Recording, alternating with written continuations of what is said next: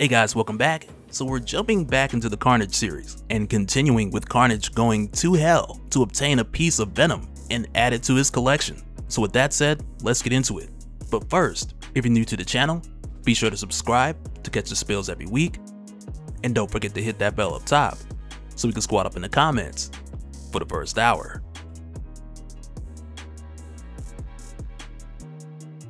Alright, so at this point, with Detective John Shade making his way to Niflheim in hopes of finding Malekith before Carnage, while he's here, it isn't long before trouble finds him, and he's eaten by a huge snake. And of course, for Detective Shade, his initial response is panic. But Cletus, the piece of the Carnage symbiote that he has bonded to him, reminds him that he can do so much more with the symbiote that he has as far as protecting himself instead of just being eaten on arrival. But with Detective Neely running into these unexpected obstacles, he also understands that doing things like fighting a giant snake cut into the head start that he has on Carnage, with Neely rushing to get to Malekith first. And elsewhere in Niflheim at the Frozen River, we discover that Carnage has made his way there as well, along with Spike and Kenneth Neely, which now sets us up for the race against time, as far as who's gonna make their way to Malekith first. And with them coming here, they're soon after met by a small army, which Carnage isn't too surprised to see, because Carnage assumes that his previous work in Svartalfheim is the reason why he's arriving and seeing this much resistance early. However, we're shown quickly that that's not the case, because for Hela, the Queen of Hell, when she's informed about Detective Shade, as well as a stranger with a Hellhound making their way there, though she's not certain of who Carnage is, she is told that the mind of Carnage is fixed on Malekith. But instead of Hela making any haste to get Detective Shade or Carnage out of there, instead she's just more or less like, let Hell do what Hell does best, because it's a place of trials. So let these visitors face those trials as well,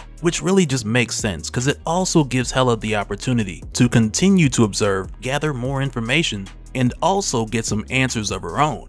But from here we then jump over to Malekith, who's been in hell for quite some time now, because for him, after his defeat in the conclusion of War of the Realms, he's just been in hell, enduring all kinds of torture with his eyelids sewn open so that he'll never blink and also have to watch for eternity. But to elaborate a bit more on the plot of what's happening here, because though it's mentioned and later on shown briefly, there's really not a lot of time spent on explaining that Carnage has made his way to hell for Malekith to take away what remains of the Venom symbiote that is still with Malekith. And this is why for Detective Shade, who's had the help of Cletus, the piece of the Carnage symbiote that has been bonded to him, which has the memories of Cletus Cassidy, this is why Detective Shade is rushing to get to Malekith first before the Carnage symbiote does. But even with Shade finding Malekith first, he's asking questions like, what did this guy do to end up here? Almost as if he's trying to find a justification for sparing Malekith's life, as opposed to just killing Malekith to keep him away from Carnage, which for Cletus, just seeing Malekith here is enough. But with the way that this is shown, it's almost as if Detective Shade is going through a bit of a trial himself, with him needing to figure out and decide what he's gonna do with Malekith. But back over with Carnage, Kenneth Neely, and Spike, they're fighting this army, which again, as Hela described, this is literally a trial for them,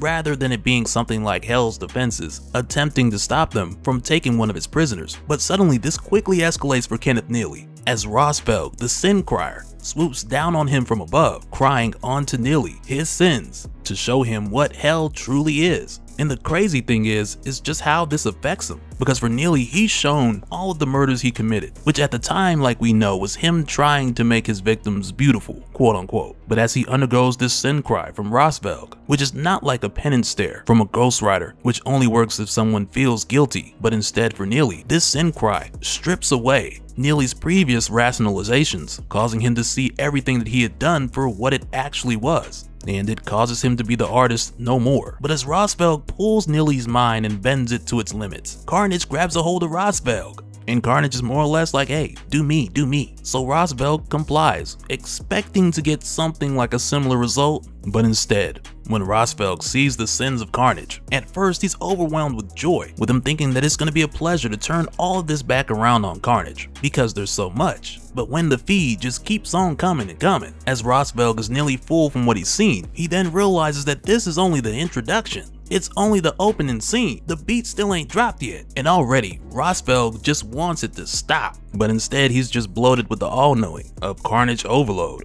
as he keels over in relief that it's done. And from here, Carnage hands Neely a sword, telling him to finish it. And though Neely lets Carnage know what Ross Velk had showed him and how he realizes that this is where he'll end up one day, Carnage lets him know, not unless you're a Viking, because there are plenty who have committed as gruesome acts as Neely for the more righteous cause and made their way to Valhalla. And Carnage goes on to explain to Neely how Ross Velk was just holding up a mirror to show Neely himself, but when he held up that mirror to Carnage, he had no clue that his sins were more abhorrent than his reflection. And this now should give Neely a better idea of who Cletus Cassidy was and what it takes to be the host of Carnage. But then also with saying this, they make their way to where Malekith should be. But when they see that he's gone, Carnage immediately starts cussing out Cletus because he now knows that the piece of himself that he had given to Detective Shade had told Shade where Carnage was going. Plus, Spike picked up the scent of another human, like Neely. Which for Neely, with him hearing this, he's spooked out now that he knows that the detective came all this way. And for Detective Shade, who decided not to kill Malekith, but instead release him and just figure it out from there, he's having this back and forth conversation with Cletus in his mind, with Cletus telling him that he made a mistake and how he should just kill Malekith, but Shade just tells Cletus that he's a cop. So more or less he's trying to figure this out by doing it by the book. But then on top of that, there's also an extra incentive to keep Malekith alive, with Malekith telling Shade that he knows how to get him out of there.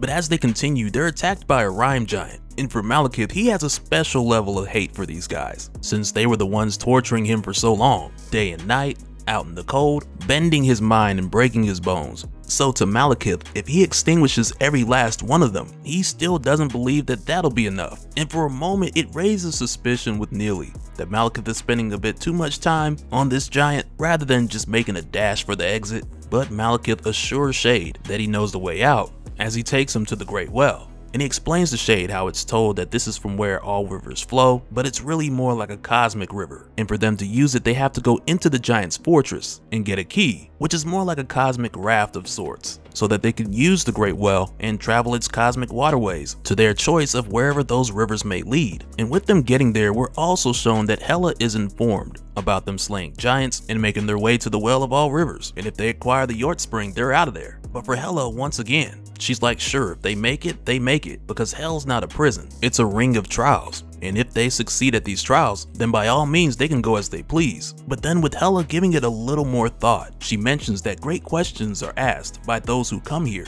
And she considers herself saying that perhaps that she hasn't asked these questions hard enough.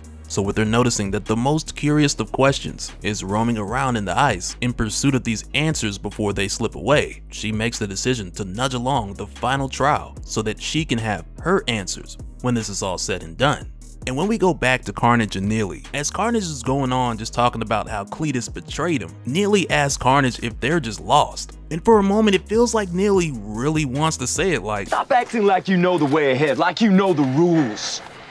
There are no rules, man. We're lost." No. But of course he knows better because it's Carnage. And aside from Carnage going on about the betrayal of Cletus, it also comes to his attention that a hellhound can't snip its way through a blizzard in hell. So essentially they've lost the scent of Malekith and Detective Shade. But then suddenly Hela shows up. And she gets straight to business, telling Carnage that she can help him find what he seeks. Because for Hela, she wants to make sure that Malekith has earned his escape. And with Carnage hearing this, of course, he wants to know what Hela wants in return. So she tells him that she's seen where he's heading next. So she whispers in his ear what she wants Carnage to do for her when he gets there. And after this, we then go back to Malekith and Detective Shade, where we find Malekith just going through these giants and just indulging in all the revengeance that he can. But Detective Shade lets Malekith know that he's doing too much, because sure, they have a lead now, but they gotta use it to get out of here. But Malekith insists that he won't leave until all the rhyme giants are dead. And really, when you think about it, the test of just walking away, it's almost like a trial within itself, which obviously he's failing in this moment. And he goes on to tell Shade that he knew who he was setting free, and more or less if he has to go through Shade to kill the rest of these giants, then so be it. But suddenly a number of symbiote scythes come creeping up behind Malekith, yoking him up and revealing that Carnage is here. But instead of Carnage just killing Malekith, he sets him back down, almost as if he's giving him the opportunity to fight his way out of this, and more or less pass this final trial to earn his release. But as Malekith fights Carnage, he makes the mistake of believing that he has the experience of fighting other symbiotes because of what he remembers with who Venom was during War of Realms. But truth be told, while Malekith has been in hell, a lot has changed with symbiotes since then. And with Malekith losing the fight, Carnage lets him know that in spite of what he believed, he's not here to kill him, but instead he's come to take a piece of Malekith to add to his collection, which is an important piece. And it's one that Carnage would describe as not only important, but also the sweetest that he's added to his collection, with this piece being none other than Venom. Which, once again, for Carnage, the reason why this piece is the sweetest to him, it just goes back to what we were shown before, with Venom becoming the King in Black, being the reason that this whole plan was formulated in the first place. And when the original Cletus Cassidy formed this plan, he sought to elevate the Carnage Symbiote so that together they could become the thing that kills gods. So for Carnage, obtaining this piece of Venom, to him it feels like he's gotten one step closer to becoming the equal of the King in Black.